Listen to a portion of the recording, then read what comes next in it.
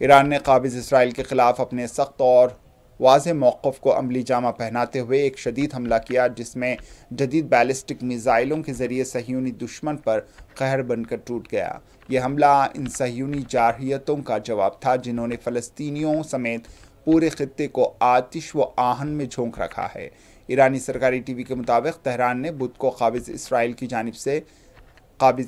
کی جانب نئی میزائلوں کی بارش کی، جن میں فاتح قسم کے جدید ترین آواز سے بھی تیز رفتار رکھنے والے میزائل شامل تھے۔ ان میزائلوں نے قابض اسرائیل کے دفاعی نظام کو چیرتے ہوئے اپنی منزل کو کامیابی سے نشانہ بنایا۔ اسی دوران ایرانی پاسداران انقلاب نے اعلان کیا ہے کہ بدھ کی شب قابض اسرائیل پر طویل فاصلے تک مار کرنے والے بھاری بیلسٹک میزائل داغے گئے۔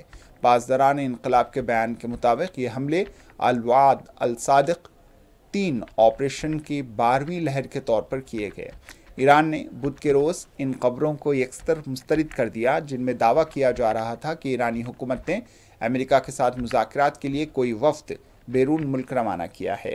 ایرانی وزیر خارجہ عباس ارغچی نے واضح طور پر کہا ہے کہ میں تہران سے کسی مذاکراتی وفد کے ہمراہ نہیں گیا، یہ تمام خبریں بے بنیاد اور جھوٹ پر مبنی ہیں۔